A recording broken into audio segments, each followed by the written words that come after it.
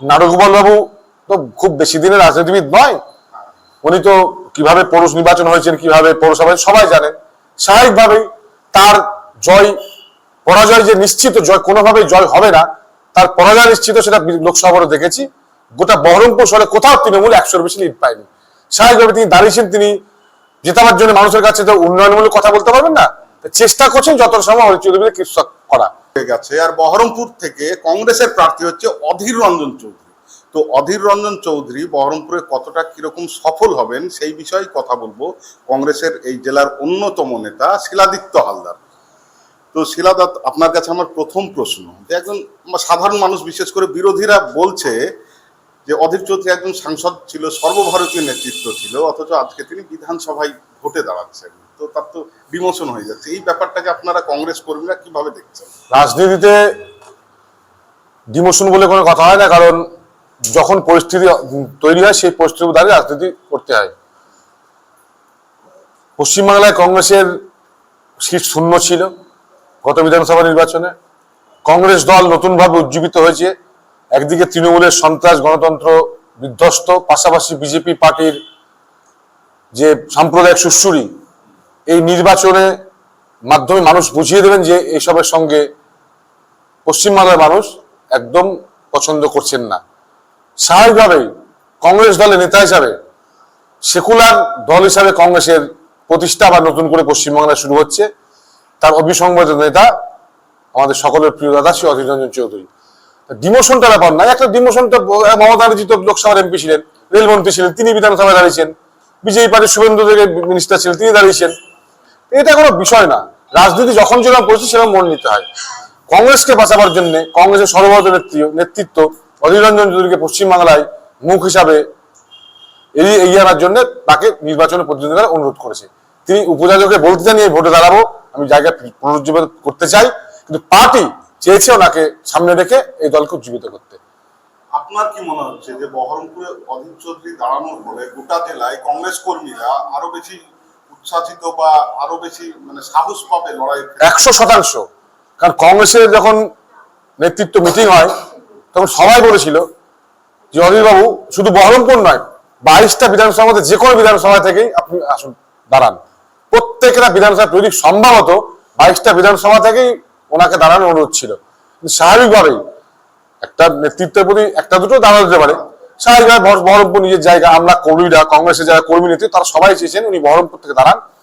বহরমপুর থেকে দাঁড়াবার সুযোগে আশেপাশে কোথায় মুর্শিদাবাদ জেলা চার এফেক্ট পড়বে এবং অনেকগুলো সিট আমরা জয়লাভ করবো শুধু তার নেতৃত্বকে সামনে তিনি দাঁড়িয়েছেন এই বলে।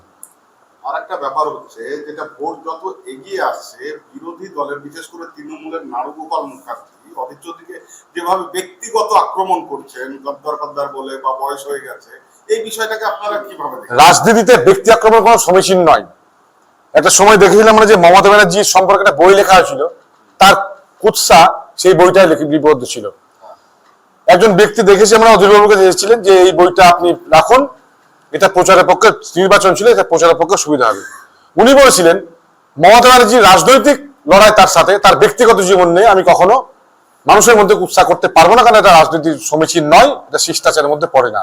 স্বাভাবিকভাবেই ব্যক্তি কুৎসা কখনোই মানুষ সমর্থন করে না, এবং একদম দক্ষ রাজনীতিবিদ হিসাবে কখনোই ব্যক্তিগত আক্রমণ করা উচিত নয়।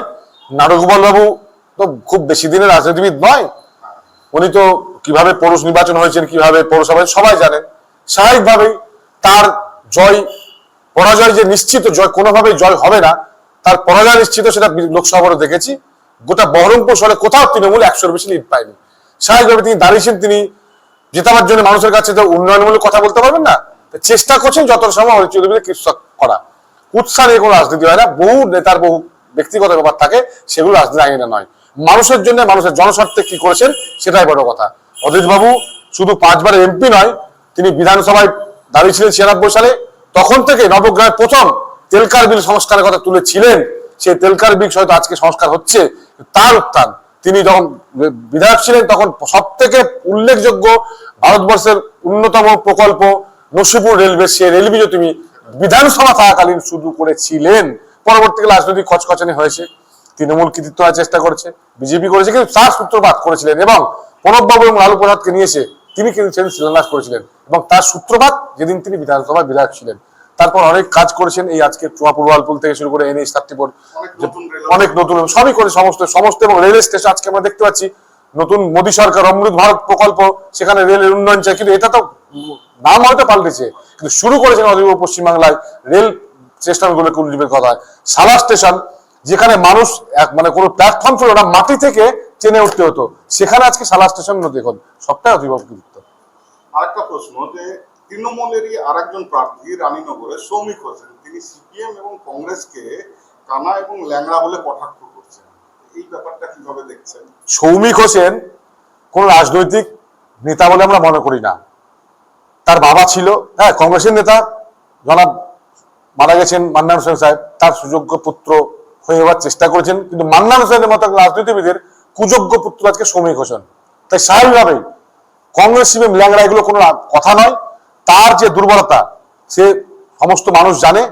পুলিশ প্রশাসনকে কাজে লাগিয়ে মুর্শিদাবাদ জেলার মানুষের উপর কিভাবে অত্যাচার করেছে সৌমিক হোসেন, সেটা গোটা মুর্শিদাবাদ জেলায় পরিচিত। আজকে যে অবস্থায় দাঁড়িয়ে রানীনগর বিধানসভায় সৌমিকের হার নিশ্চিত, এটা খুব ভালো মতো তিনি জেনে গেছেন, তাই বিভিন্নভাবে অপপ্রচার করার চেষ্টা করছেন। শিলাদা, এবার আপনাকে শেষ প্রশ্ন করবো। দেখুন, বহরমপুরের জয়ের বিষয়ে আপনারা নিশ্চিত, কিন্তু গোটা জেলায় একটা বিরোধী হাওয়া বলছে যে তৃণমূল সরকারকে পরিবর্তন করাতে হবে, কিন্তু যদি গ্রামগঞ্জে একটু ঘোরেন তাহলে দেখবেন সাধারণ মানুষও বলছে পরিবর্তন চায়, কিন্তু তাদেরকে ভোট কেন্দ্র অব্দি পৌঁছানোর মতো কি আপনাদের সেই মেশিনারিটা সব জেলা মানে পুরো জেলায় আছে প্রতিটা বুথে? আজকে তো অস্বীকার লাভ না যে সমস্ত জায়গাতে আমাদের সে অর্থে মেশিনারি নেই যে সব জায়গায় সব ভোটারকে পৌঁছাতে পারবো, কিন্তু গোটা পশ্চিমবাংলার মধ্যে মুর্শিদাবাদ জেলায় কংগ্রেস দল এখনো অনেকটা কয়েকটা জায়গা ছাড়া বেশিরভাগ জায়গাতে রেজিস্ট করার মতো বা ভোটারদেরকে পৌঁছানোর মতো পরিস্থিতি তৈরি হয়েছে। আগামী দেখায় তো মানুষ নির্বাচনে অংশগ্রহণ করতে পারে না। আর সবথেকে বড় কথা, এখানে তৃণমূলের ক্যাডারদেরকে প্রতিহত করা, তৃণমূল ক্যাডারদেরকে আটকানো, তাদেরকে রোখা আমাদের কর্মীদের যথেষ্ট আছে। কিন্তু দেখেছি যে পঞ্চায়েত এবং পৌর নির্বাচনে তারা পুলিশকে ব্যবহার করে, পুলিশকে বাদ দিয়ে ব্যবহার করে তৃণমূলের কোনো নেতা কর্মী কংগ্রেসের কোনো পুলিশ মিলামে দাঁড়াবার বা সাহস দেখাবার হিম্মত দেখাবার ক্ষমতা নেই। এটা তো এবারও ঘটবে, অতীতেও দেখেছি আপনার নামে, তারপর আপনাদের নবগ্রামে যিনি প্রার্থী হবে তাদের নামে মিথ্যে মামলার পানি কেস, এই সবগুলো যে দিয়ে দিচ্ছে, তো এবারও তো ভোটের আগে 100% করে দিয়েছে অলরেডি। অলরেডি আমাদের নেতা মুর্শিদাবাদ জেলার SC/ST দের সভাপতি, বহরমপুর পৌরসভার বিরোধী দল হিজুয়ালদার, তাকে একটা মিথ্যা মামলায়, যে কেসটার মেরিট দেখলে বুঝবে এটা কোনোভাবেই সম্ভব নয়, 1000 কিলোমিটার দূরে মিথ্যা মামলায় NDPS কেসে ফাঁসানো হয়েছে।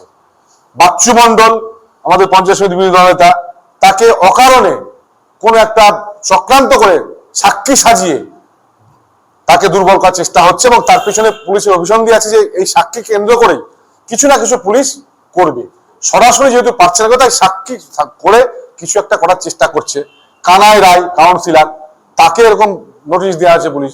তো এগুলো পশ্চিমবঙ্গ আমাদেরকে প্রায় সমস্ত কর্মীদেরকে 107 কেস দেওয়া হয়। এগুলো মুর্শিদাবাদ যেমন এখন ব্যাপার না, কারণ কেস কে আমরা এত বড় হয়েছি, তৃণমূলের আমরাও খেয়েছি, CPM আমরাও খেয়েছি। মামলা দিয়ে কংগ্রেসকে দুর্বল করা যাবে না। এই সৌমিক হোসেন যার কথা বললেন, সে শয়ে শয়ে কংগ্রেস কর্মীকে নতুন কেস, আর এই হুমায়ুন কবির যে ডোম করে দাঁড়িয়ে সে পানি নামক একটি কেস, সেই কেস উদ্ধার করে শয়ে শয়ে কংগ্রেস কর্মীকে জেলে পড়েছে, 2 বছর জেল খেটেছে, তবু কিন্তু কংগ্রেসকে রোখা যায়নি। তাই মামলা ভয় দিকে কংগ্রেসকে দুর্বল করা যাবে না। মামলা কংগ্রেস কর্মীরা খেয়ে খেয়ে অভ্যস্ত, তারা লড়াই করতে জানে, আইনে পথে চলবে, এতে কোনো বিচলিত নয় কংগ্রেসের কর্মীরা। অনেক